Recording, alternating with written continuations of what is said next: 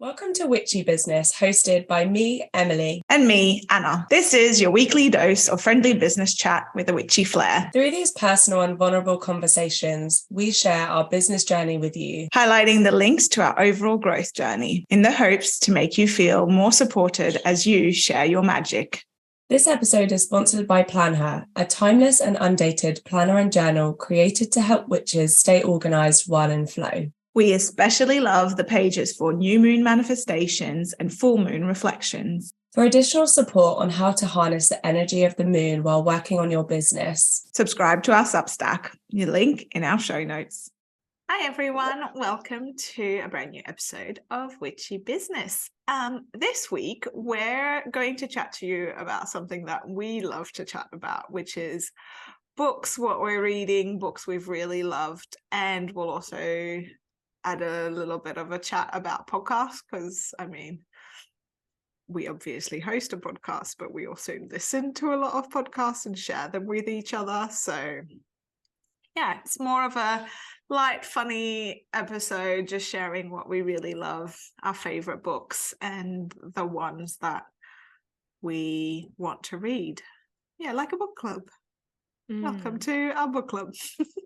Yeah, and this episode has been on the cards for a while, hasn't it? We keep saying we want to record an episode like this, and we've actually had a few of you ask us for something like this. So yeah, here it is. Ta-da! So the way we were thinking about it was we want to share like both non-fiction and fiction books that we've really loved. And then, yeah, I think ultimately we'd love to do another like book club recap episode maybe in a few weeks or so. And so, yeah, we'd love to hear your thoughts about them. And yeah, we're just going with it, and then we'll see like what kind of shape or form a book club could look like. So yeah, the first one we want to talk about, I think we bonded over this book. It's Big Magic by Elizabeth. You say it. Elizabeth Gilbert. Thank you. The lisp was coming out there. Yeah, I think we spoke about this like one of the first few times we ever spoke. Such a good book. Such a good book. Yeah. And I remember I once posted a picture of it. I was reading it on a train and like posted a picture of it on my stories. I've never had so many replies in my DMs. So it is also a crowd pleaser. Oh yeah, it's definitely a favorite. Actually, I was listening to a podcast today, and they were talking about it. It was Livy's podcast. Cool. Yeah. See, that's why we need to talk about podcasts too. We can't just talk about books. Yeah, they were talking about it today, and it's really often referred by really different people too. Well, I guess we should talk, like, for those who haven't read it yet, firstly, you need to read it. And secondly, it's about the energy. Well, to me, it's about the energy of creativity and ideas. Yeah. What did you like? What's your takeaway from Big Magic? Is that even a sentence? So many, but if I had to pick a favorite, one of the stories, see, I don't know how much to give away, because if you haven't read it, but I'll try and do it in a way that doesn't ruin it. But she shares this story about how she had an idea for a book, and she had been writing it for a number of years, but she kept stopping because things in her personal life kept coming up and this book just wasn't being written, but she just kept holding on to this idea. And I think it was about 8 or 9 years later or something like that. She was at an event or a dinner or something like that, and she met someone who was talking about a book that they're writing, and she described the whole book, from the location, the storyline, even the names in this book, and it was exactly her book. And she gave that as an example of how ideas, if an idea comes to you, all it wants is a home. It wants to choose you as the host to create that idea, to birth that idea in the world. And if you don't follow through with that idea, it will go and find another host. And so the lesson there, and I've taken this away, because you know those times where you receive like an idea, like a download, or you get an idea for something and you're sitting on it for various reasons.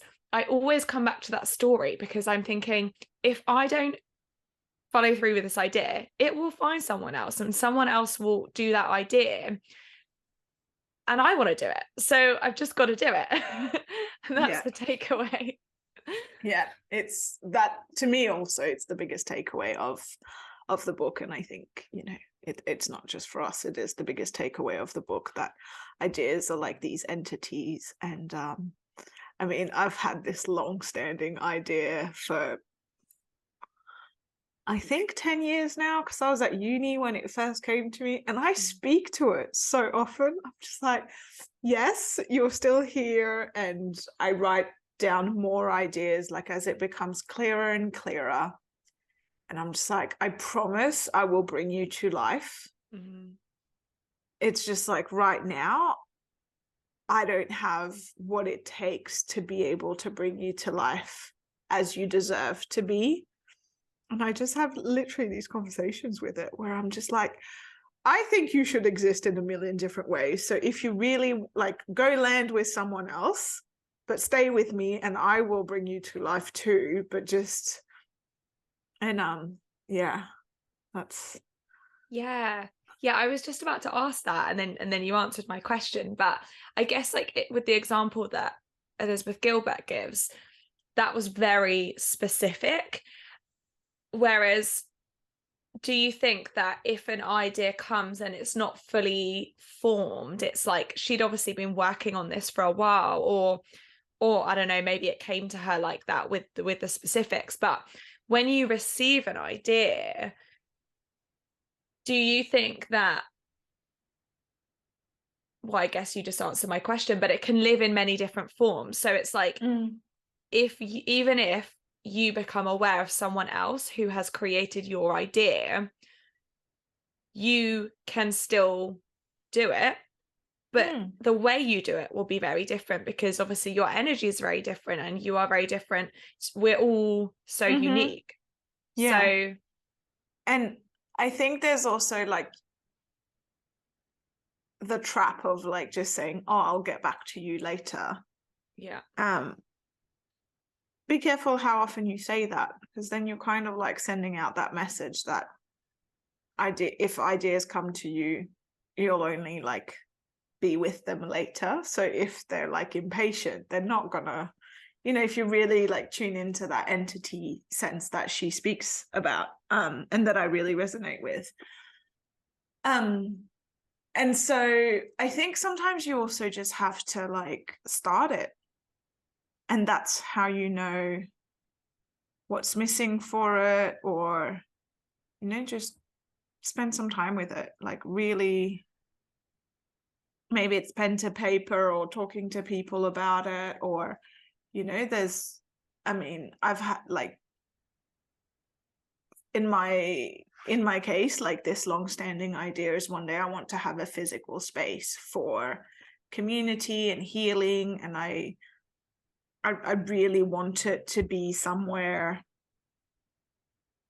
where people come to exchange ideas, to learn, to hold circles, just like a very community healing place. But there's a big component for me that I want it to be a healing place for the local community and the Indigenous community of where I build it, because the way I see it, it will happen in Australia the day that I decide to go back there, and I'd like it to be on land that then goes back to the original owners of that land, who are, you know, the Aboriginal people of Australia. And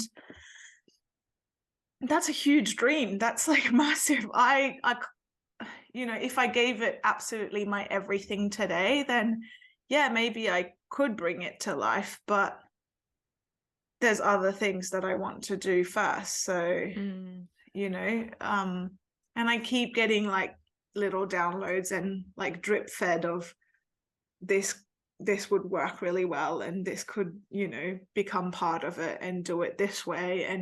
And so all of that's like in a journal that's just for it, and I speak to it like really often.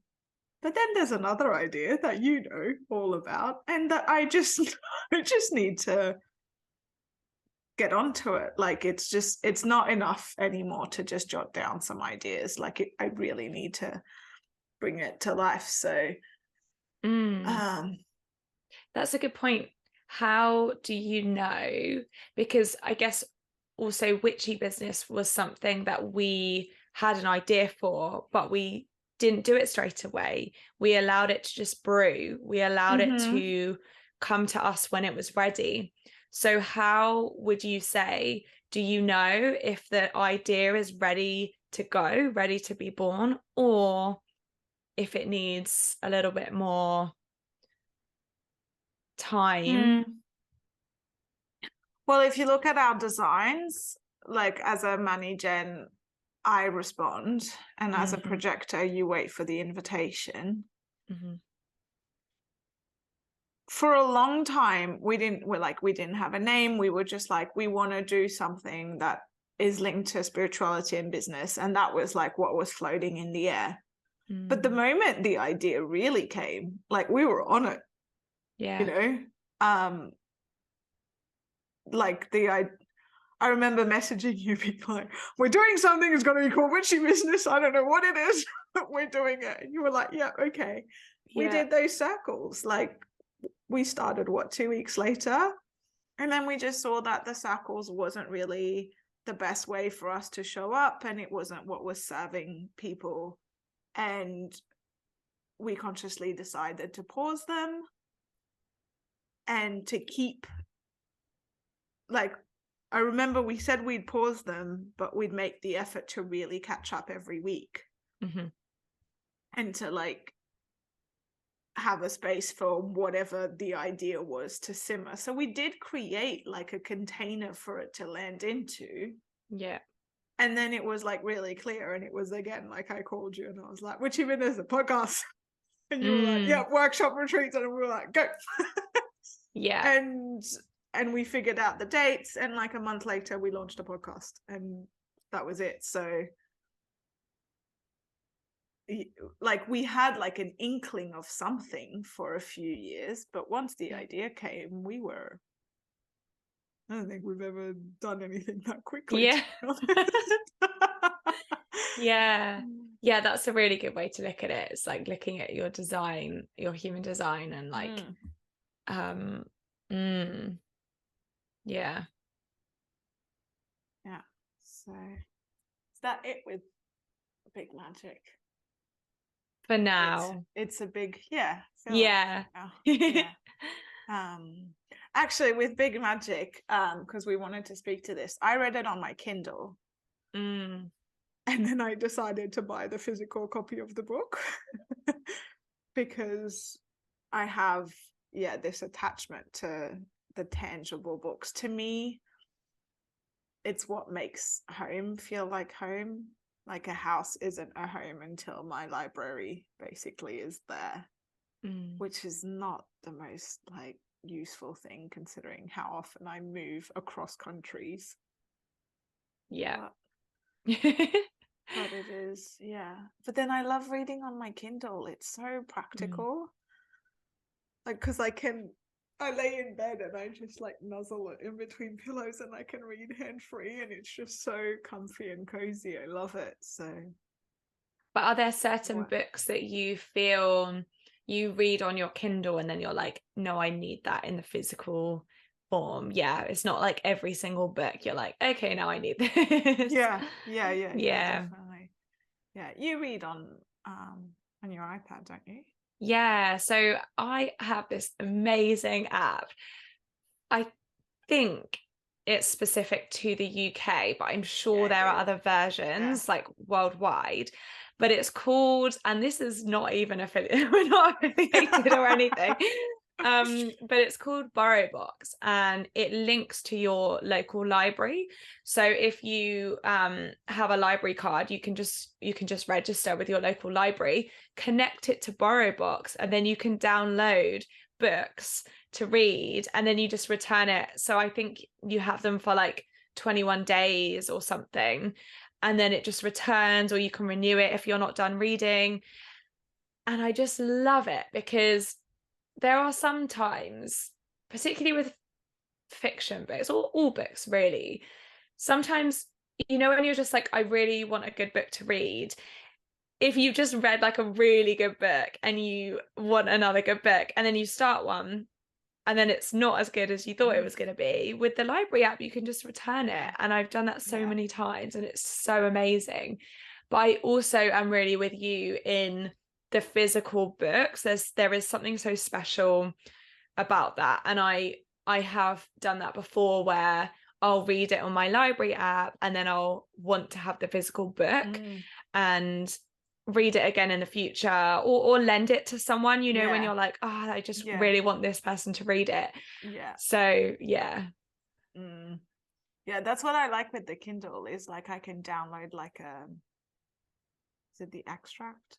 No, that's not the word in English.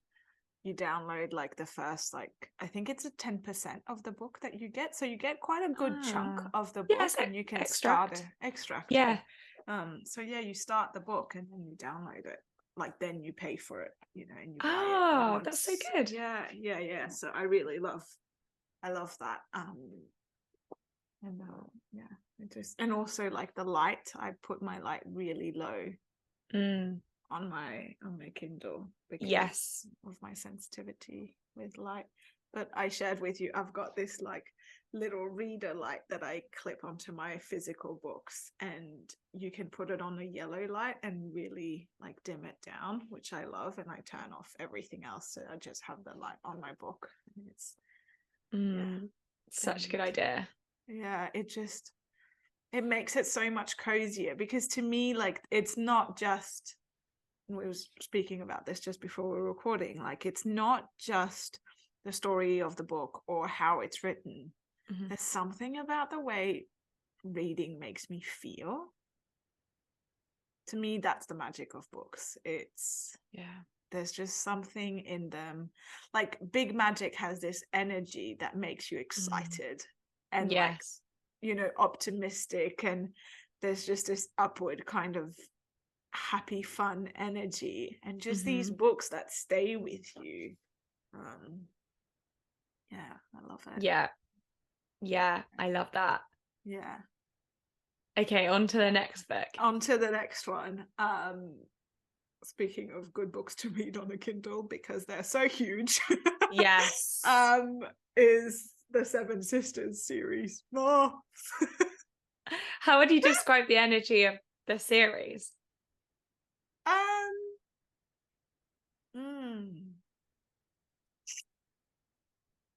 They just like really grip you.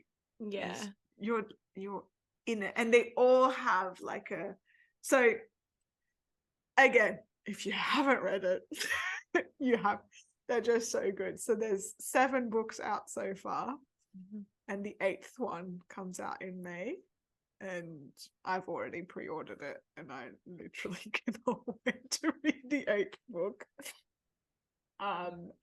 Energy of the end of the 7th book was what the fuck. Oh my god, yes. Oh, it's so good, so good. I'll let you describe like what the story, because we're just like gushing over these books. Okay. So I don't even know how to describe them. Well, where to begin? Basically, they're, as a genre, they're historical fiction, or faction, as you like to call them. And so each book is a mix of present day and back in history. And personally, I've learned so much history out of these books. Yes. They're honestly like incredible. But they're all based on, so the Seven Sisters being a star constellation, in all kinds of mythology, or it's a story that's told slightly differently in all cultures. And the idea of these books, am I explaining it well so far? Yeah, I think like the bit that we're missing is there's so this is the story of I was Seven getting onto Sisters. that. Yeah, I was getting onto that. So you've got a man called Salt who is like a rich billionaire, and he adopts 6 sisters, all named after the 7 sisters. But it is, I know you're looking at me like, what are you talking about? But it is 6, because then the 7th book is called The Missing Sister. Yeah. And we don't find out who she is. Yes. So each book, no, not yet. Oh no, wait. Do we? We do. Yeah, we do. But we're ruining this for people who haven't read it. But each book is about a different sister, and because they are adopted, and this isn't a spoiler, this is like information that's like on the backs of the books. Each book is about a different sister and how and where they came from. So specifically what location, what family, and then thinking about going back in history as well. It really tells that story through the generations. And yeah, it's what you were saying about it just keeps you so gripped because you're invested in generations of stories. Yes. Yeah. And like you said, you learn so much about all these different cultures. What I liked is that they all in the current time live in a different country. Yeah. And then they all come from a different country and a different culture. And so you're really traveling through her book, minimum 2 countries, 2 cultures, 2 storylines, sometimes even more, like different times. It's just, and I feel like you read the first 10, 15 pages of the first book and you're in. And each book is about 700 pages. Yeah. So yeah, I remember you recommended it to me and I started it thinking, oh, this is through summer and further on and it will take me forever to read them. Yeah, no. I think in 3 months I had read the 7 ones and I was reading other books in them, but these ones I was reading them on my Kindle, and then instead of being on my phone I would read from my Kindle app on my phone. So in the grocery line, I was like that person. Yes. Reading her book on her Kindle. And that's what I like about the Kindle as well, is being able to, when I don't have my book, just being able to pop into it on my phone. Yeah. That series. Yeah. It's one of the best series that I have, if not the best. I think it's the only series I've read, because I wasn't very controversial, but I wasn't into Harry Potter. Oh, okay. You were I am rethinking our entire friendship here. But Harry Potter, and what's the other one with the vampires? The Twilight series. Yeah, not for me either. So anything that's fantasy is just not. I like that reality aspect, which is why I like historical fiction so much, because I love to learn about different cultures and different times in history. I think it's so important, but I need the storytelling of it. Yeah. They should recommend these books for kids at school. Yeah, because at the end of each of them, the author, they're written by Lucinda Riley, who has sadly passed away, and her son is the one who wrote the 8th book, and I find that so special too. But at the end of each book, there's like a bit that she writes where she explains where she did her research and everyone that helped her in it, and it helps you to understand that the historical facts shared in the book are real. And I just love that. And I, like you said, it's such a good way, it would be such a good way for kids to learn history, because it's so much more interesting than just learning the dates and what happened. That story around it. So oh, so good. Fiction series, The Seven Sisters, go for it. It's so good. We can pop all of these in the show notes as well. I love how excited we both got just now. Like, I can feel like we're both like so good. And I've been searching for something like as good since, but nothing compares. There is a problem with a really good book. It's like, so these sevens by like The Seven Sisters by Lucinda Riley, I've read other books of hers and they just they're not that amazing. And then I mean the two that are just so great that nothing compares to is I'm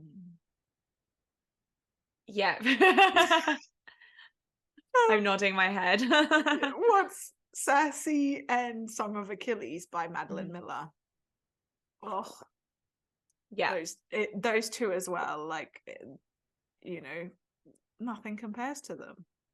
Yes.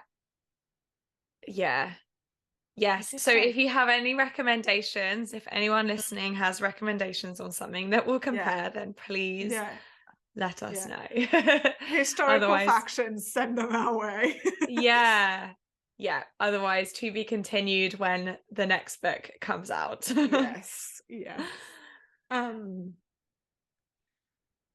What are you reading at the moment? So what am I reading? So the first one is Breath by James Nestor, and I actually took a break of reading that because I wanted to read, because with the library app you reserve books and if they're already on loan, and so I had a book come in that I really wanted to read, and it's by the author of Daisy Jones and the Six, Taylor Jenkins Reid, and the latest book of hers is called Carrie, Soto is Back, and so I'll talk about that in a second, and the Daisy Jones and the Six, because that is another amazing book. But I took a break to read that, and I read that in like 2 days. So now I'm back with the James Nestor, but also I'm not like fully committed because my mind is still in the story of the fiction. And you shared something really interesting about how you like to listen to non-fiction and then read fiction. It's a semi-new thing, because I used to read non-fiction on my way to and from work, so like on the hour trip to work and back, that was like my non-fiction time.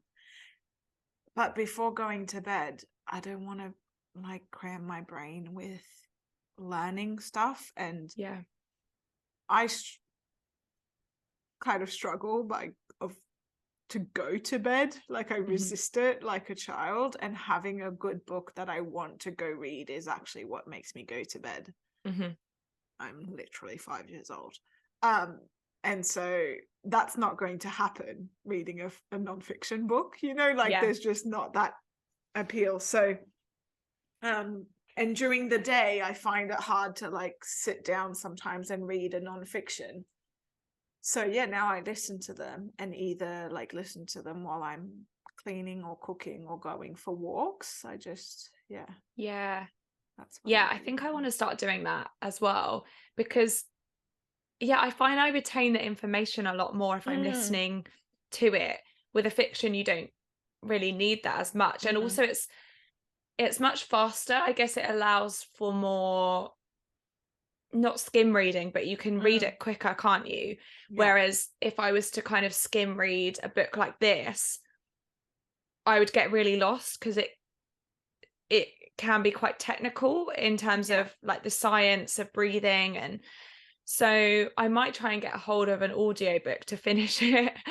But what it's all about is really, it's about how breathing properly can, or the correct ways to breathe, and how breathing properly can have huge benefits on our health and well-being. And he does this experiment in it where he tests out nose breathing versus mouth breathing, which I'm really, really interested in. And this was a part of my breathwork training that I did as well. All of the breathwork techniques that I practice and that I teach are nose breathing. And that's not to say that mouth breathing types of breath work is wrong or anything. You know, there are definitely a place for all of it, but long-term mouth breathing, so not like an hour of breath work or, you know, mouth breathing, long-term mouth breathing can cause serious health problems. And he did this study where he did mouth breathing. So he taped up his nose, basically blocked up his nose for 10 days or 2 weeks. And then he did it the other way around, where he only breathed out of his nose. And he showed what happened to his body, because he was doing the tests, like, I don't know, measuring his blood pressure and like doing all the technical tests that I obviously haven't retained the information to share it right now. But he compares the two. And so open mouth breathing, and if you're listening to this and this resonates, and this might help, but open mouth breathing causes things like, over a prolonged period of time, crooked teeth, dental problems, snoring, sleep apnea. And he even goes on to say that it causes other things like ADHD, chronic health problems, autoimmune diseases, and all of these things. Oh, it's incredible. And nose breathing is a practice that has been taught for thousands, millennia, I don't even know however many years, but like seriously a lot of years. And it's something that we as humans have lost the ability, or forgotten the ability to do. We've forgotten the benefits. And most people do mouth breathe, and most people don't breathe in the proper way. And like through your diaphragm, isn't it? Like yes, really going into it. Exactly, like big deep belly breaths. And so when we're not breathing in that way, so for example, shallow breathing, when you're breathing into your chest, that causes anxiety and stress. And when you think about if you've ever experienced panic attacks, that's all up here in the chest. It's shallow breathing. And so when we deep belly breathe through the nose, that allows our nervous system to become regulated, to be relaxed, so that we can then go into our rest and digest phase, which is the state that we should be in for most of the time. And so he really, I'm going off on a tangent, but just to bring it back to the book, he really explores how when he is mouth breathing for that period of time, for 10 days or 2 weeks, however long he's trying it for, it's not years that it takes your body to start getting used to this. It's literally a matter of days. And within a matter of days, he was noticing that he started snoring. He started experiencing sleep apnea that he'd never experienced before, and all of these other symptoms in his body. And so when it came back to the nose breathing, he had to really retrain his body to learn how to do that again. And so if you are someone who recognizes that they mouth breathe, then it's not too late for you. You can actually start training yourself to nose breathe. And for me, if we're talking about energy of the feeling of the book, every single page I read, it just blows my mind that we are not taught this at a young age. And you're going to say I'm just something. like, the list of things that we should be taught that we aren't. It's just, and like how crazy it is that we have to learn how to breathe. I know. And I think that that's why there's such a resistance to it. And I did the thing of like, I was reading it, and someone in my family has sleep apnea and they snore. And so I sent them some outtakes from the book. And as soon as I did it, I was like, why did I do that? Because I know that we can't fix anyone else. We can't try and, put anything on anyone else. It really, if you want to make improvements in your life, it has to come from you, right?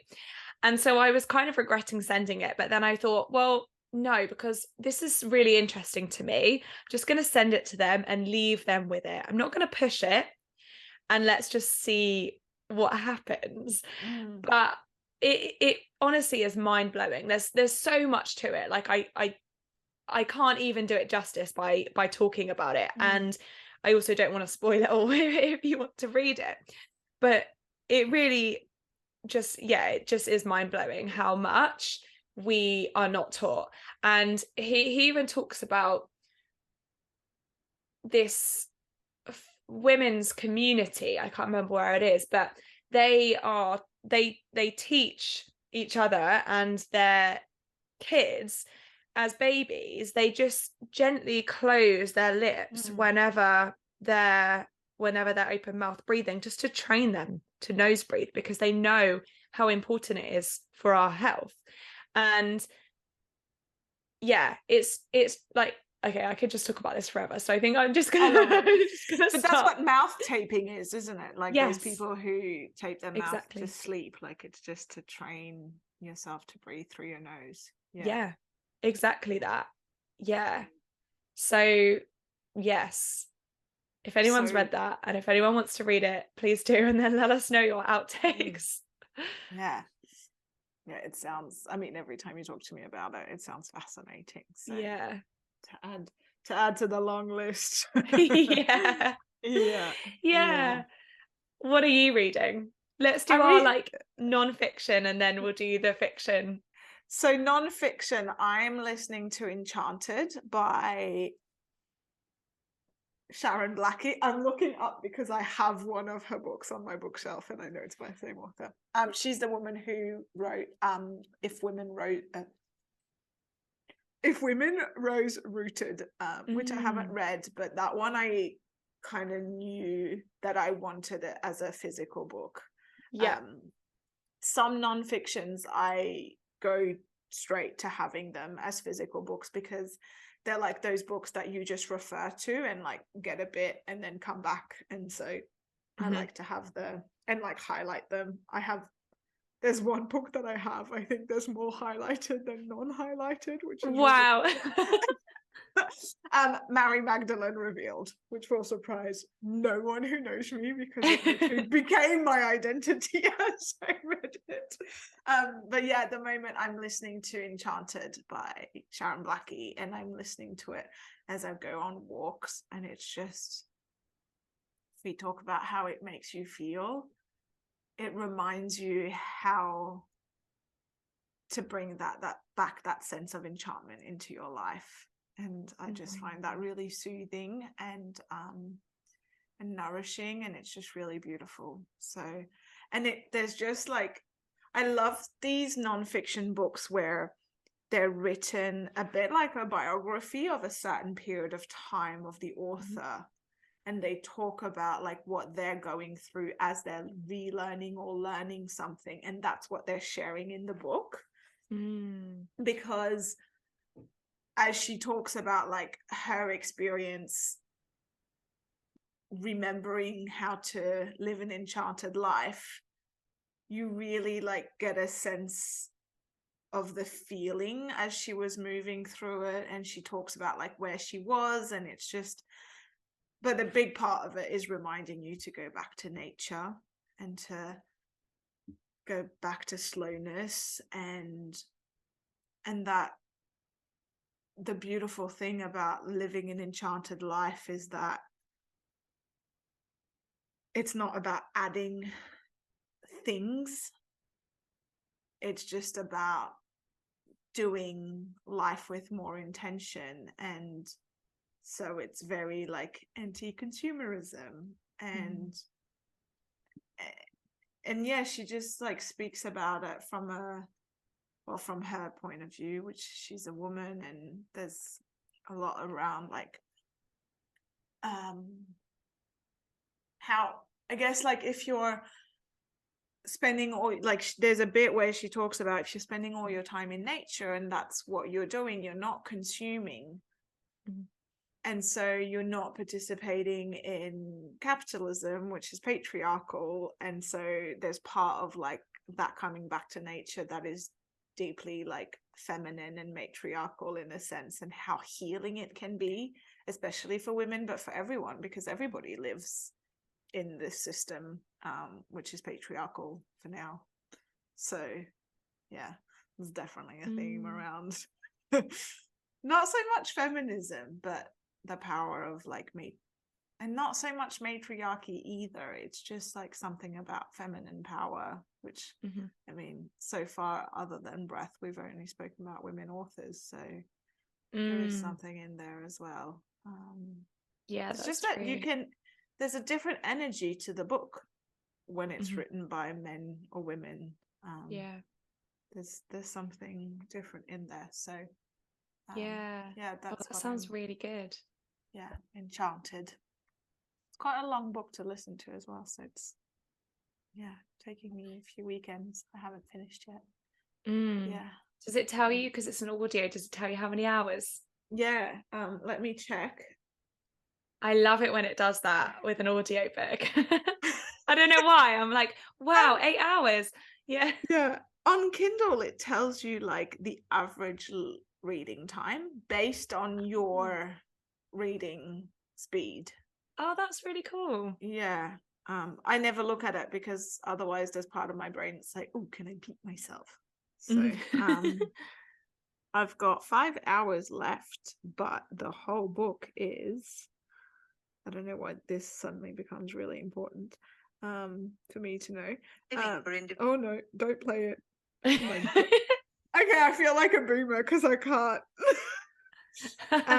Audiobook 11 hours, so it is quite a long book, and I've got 5 hours to go, so haven't finished yet, but loving it.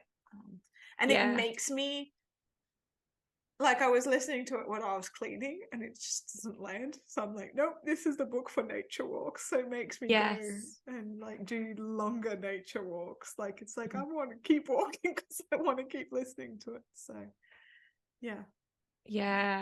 I love that.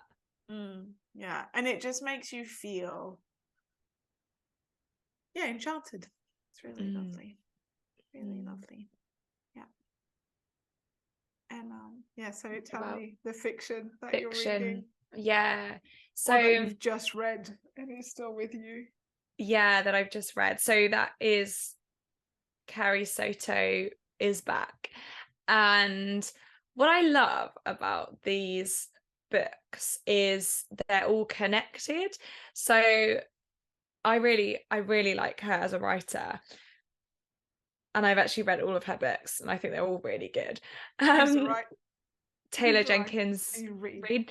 But she has a few of the books that are all related, like Daisy Jones and the Six, and then this one, Carrie Soto is back, and Evelyn Hugo, and the 7 Husbands of Evelyn Hugo.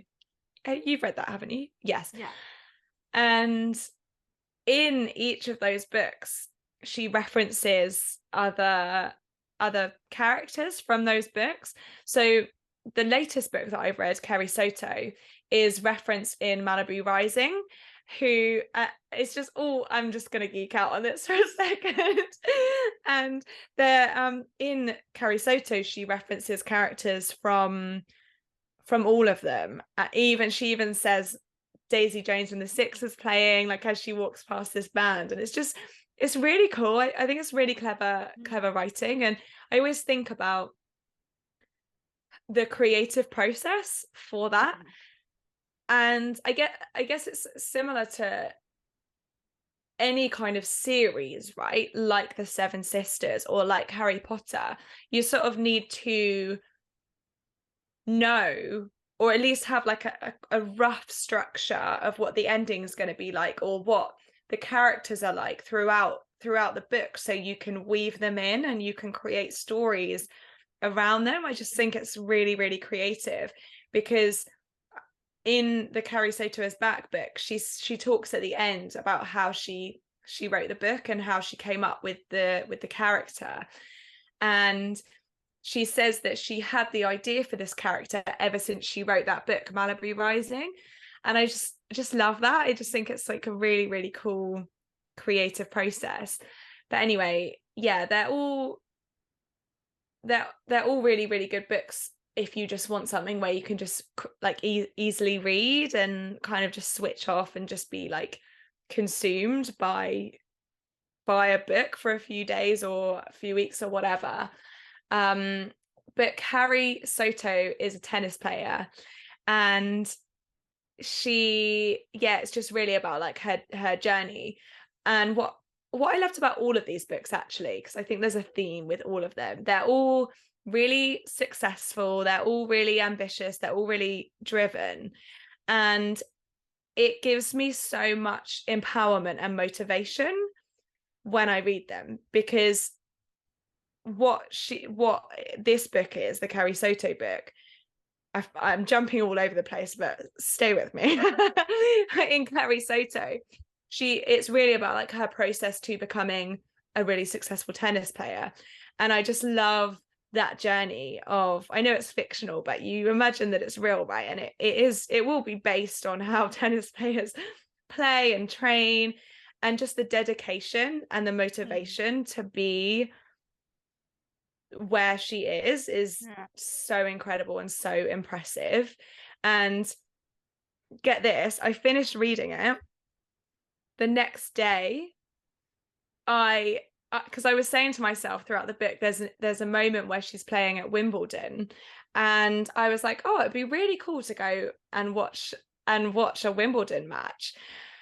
And the next day I had an email from Wimbledon, because I had applied for tickets a few months earlier. You know, there's like a ballot with the Wimbledon. Yeah. And so I applied for the ballot and I forgot all about it. And the next day I had received Wimbledon tickets. And so I'm going later this year. So cool. Yeah. But how cool is that? Yeah. I love it. Side note, I used to live right next to the Wimbledon stadiums. Oh, cool. Like literally we heard the balls like like from our flat. And, that's cool. Yeah, so the first year I lived in London, I went, and I don't like tennis, and I was very much like, I don't even know where I'm going. And my housemate was like, you need to do this as an experience. And it was the coolest day. Yeah. Like, because we were in the queue at 5:15? I think the queue opens at 5. It's ridiculous. And we were there, like, the grounds that you start the queue in were like a 10-minute walk from our house.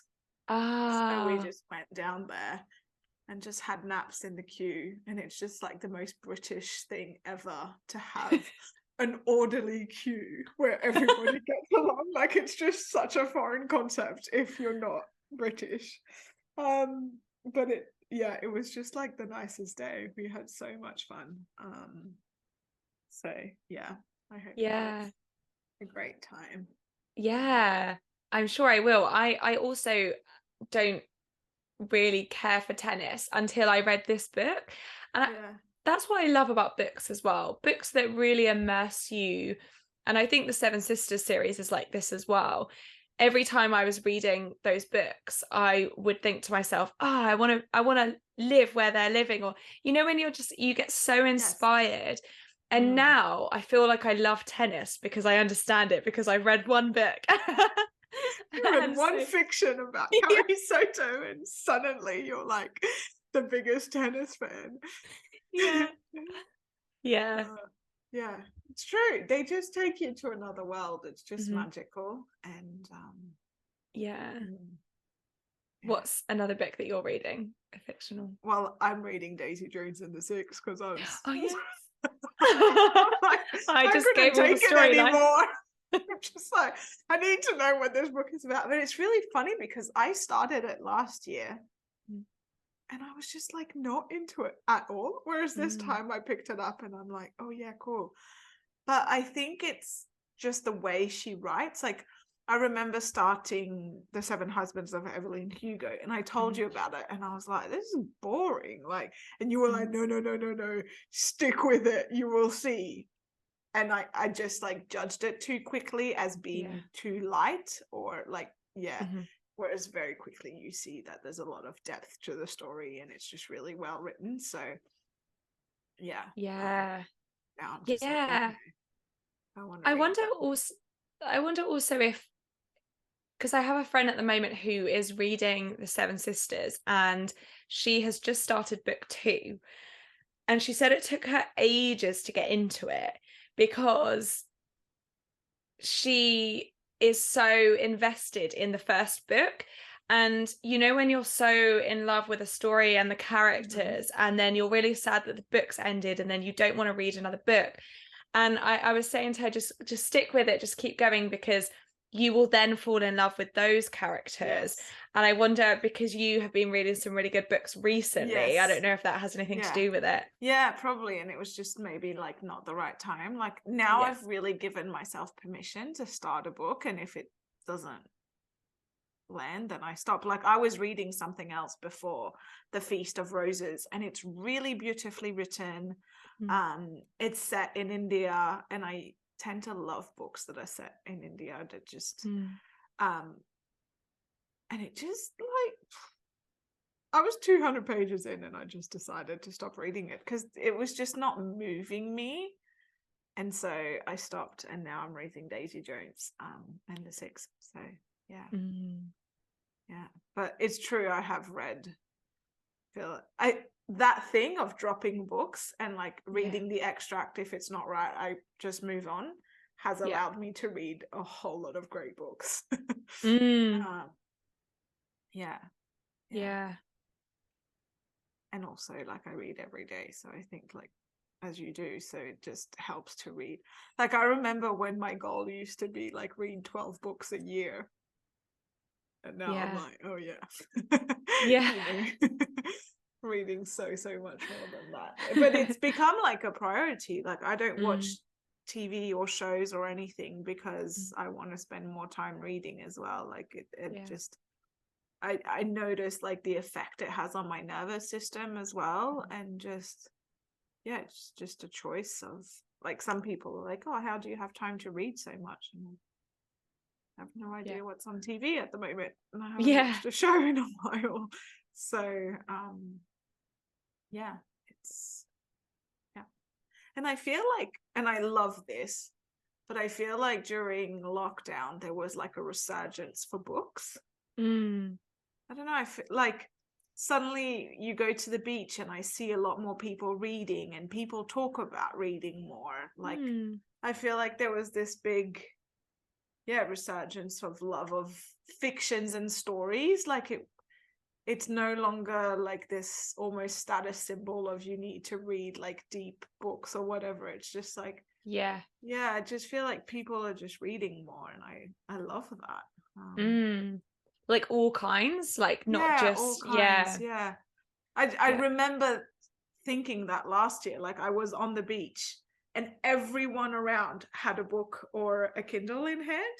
And I was just like, this is so cool. Like everyone's reading, and it made me really happy. Oh, that's really nice. I just thought of another book. I won't share this now, but this can be for next time. But I just want to say this because I was just thinking of that. Like I love when you like are on a plane, and if it's short haul, you don't have, you know, like TVs and stuff, so I just take my iPad and I read on there. and I was sat next to someone and she asked me what I was reading, and I thought that was really nice because, you know, it's exactly what you're saying. It's people are taking more of an interest, maybe, I don't know. And at the time I was reading Prince Harry's book Spare. Amazing. We can talk about that next time. But she was really shocked. She was like, oh, are you reading that? And I just found it really interesting, just like people's reactions to what you're reading as well. So yeah, that reminds me, like, I had two moments like that. One, I was on the tube in London and I was reading Women Who Run with the Wolves, and in front of me were like two friends. They would have been in their like 60s, 70s, and like Women Who Run with the Wolves is not a recent book, you know, and they both like looked at me and gave me like this approving nod, and I felt like I was part of a club. I love that. Yeah, they were both like, just, you know, it was really sweet. And then again, I was at a tram station and there was a woman who was like walking, reading one of the Seven Sisters. and she almost like walked into the gate and I was behind her and she saw me and she was like, I'm so sorry. I was like, totally get it, great book. And she was like, right, and suddenly she had like time to stop and she was just like so like excited to meet someone who, she was like, have you read it? And I was like, well, yeah, otherwise I wouldn't. It's a great book. But she was just like, it's just so good, isn't it? And I was like, yeah, it's the best. And she was like, I'm on my way to buy the rest of the series. And I was like, I love it so much. So yeah, it's just like a nice thing to share. And yeah, I just, like, my goddaughter likes to read and she's 9. God, she's 9 years old. She's turning 10 and I just can't. Yeah, that just doesn't compute. But my favorite thing to do with her when I see her is I take her to a bookstore and we just take some time to like read the back covers of books. And like when she came to Paris last year, we went to like this really, really big children's bookstore. And we just took the time to speak to the librarian. Well, it's not called a librarian in English, from a bookstore, the bookstore person. This is like one of those French English thing where in French, a bookstore is called a library. Oh. Yeah. So what do you call an actual library? Une bibliothèque. But like a bookstore is called a librairie. So it's like a fake. Okay. Yeah, it's got really, it. So yeah, we spoke with the bookstore person so she could like find something, like, because I don't know what she likes to read. She's 10 years old, like, and then from the corner, you'll like this, from the corner of her eye, she kept looking at Harry Potter. Yeah, I was just about to say. Yeah, well. she's, you know, and she's like, she was 9 when we were there. And I was like, do you want to read Harry Potter? And she was like, oh, I think I'm too small. Like, I'm too little to read it. But like the girls, she loves to horse ride. And she was like, the girls at horse riding, they're like 12 and they read Harry Potter. And I was like, how about we just get it? And then you see, and if it's too hard for you to read, then you read it later. But I think you're like, you know, you're 9. That's the age everybody started Harry Potter at. So go for it. Yeah. And the whole afternoon, we then had like the daintiest afternoon of going to like the really fancy coffee shops in Paris and like got a really good hot chocolate. And she was like looking at the bag and I was like, if you want to read, you can. And she like, I just have this such a cozy memory of her just sitting down in the hot, like with her hot chocolate, just like reading Harry Potter. And she was like, I'm sorry, I'm not talking. And I was like, no, I love this. I love this so much. It's just like such a precious thing to share with her. And then it just gives us something to talk about as well, because, you know, yeah, I just love it. Just that's so that love special for books. Like I find it such a special thing to share, like with friends and just like with younger ones. I just think it's so special. Yeah. My other goddaughter's 3, so we don't really share books that much. Like it's just like same level of literature.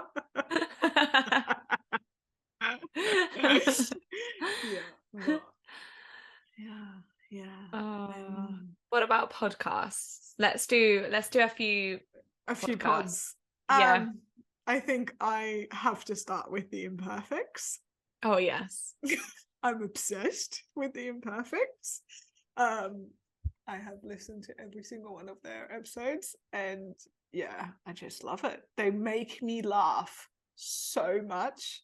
Yeah. And just like the whole concept about talking about vulnerability and going really deep with that, I find that really beautiful, especially because it's hosted by 3 men. So it's not, you don't necessarily think of them as being the ones who are going to go and be really vulnerable, but they do. And the way they still make light of it and laugh and still hold space for each other, I think is really beautiful.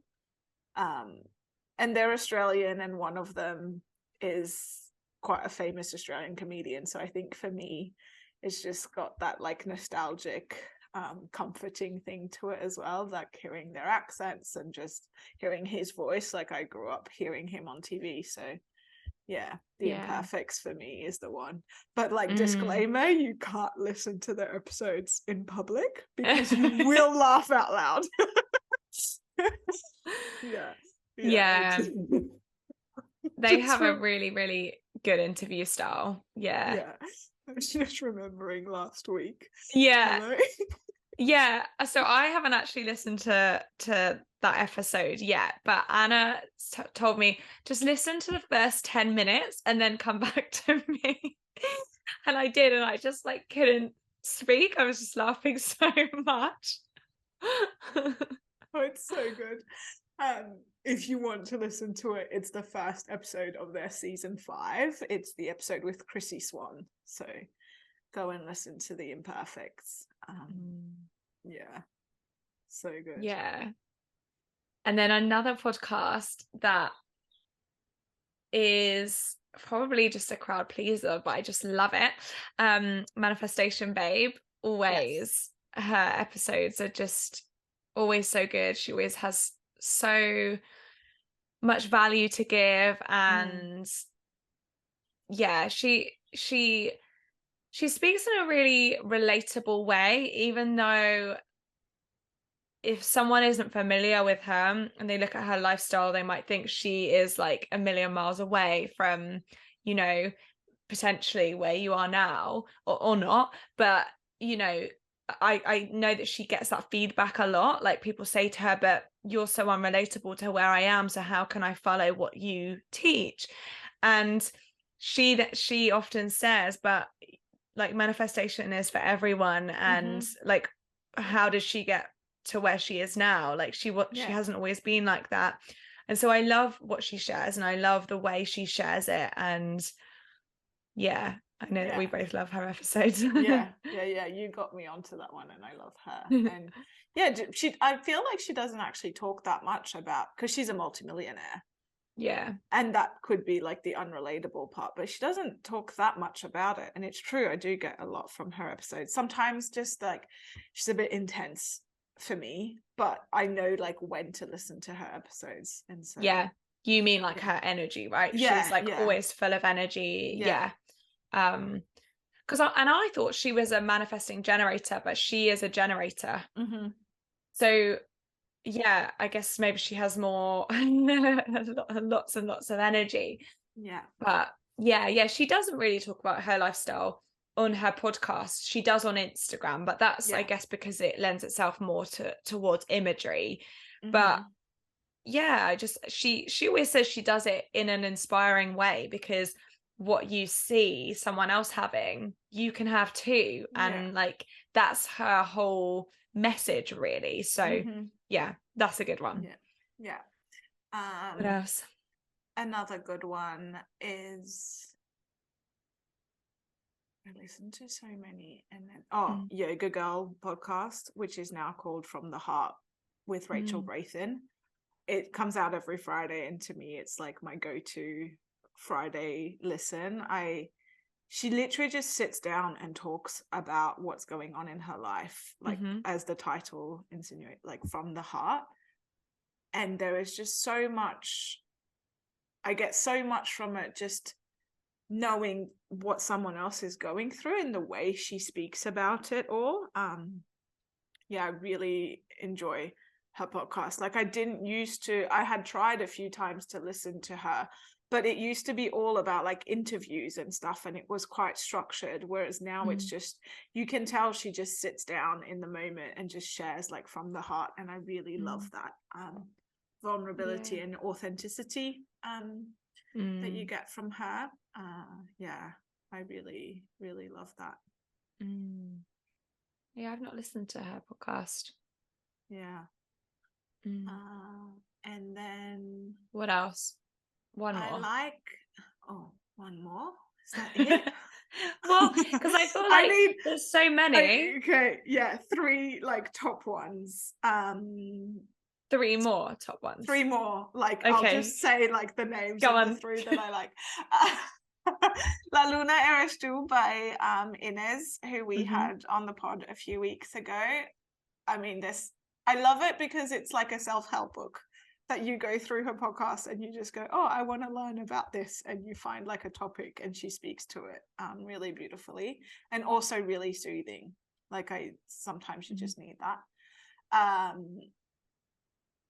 really love Vienda's, her 2 podcasts that she has. I just really like them.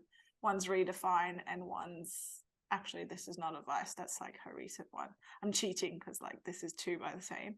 And then the last one is with Livy. It's like her new podcast, and I'm just really enjoying it. And funnily enough, like the last 2 weeks our topics have been really similar. That was really funny. But yeah, really enjoying that one too. I think like the common thread for me is I like when people speak with authenticity. Yes. And that they're not like trying to share something or teach me something, but you just learn through their vulnerability and authenticity. I just really enjoy that. Okay, one more to add. Sad and Sexy. Oh yes. Yes. So this is another comedy podcast. I was just thinking about that common thread because their podcast is just them sharing, and it's just funny. Again, you can't listen to that out on the street because you will just be laughing so much.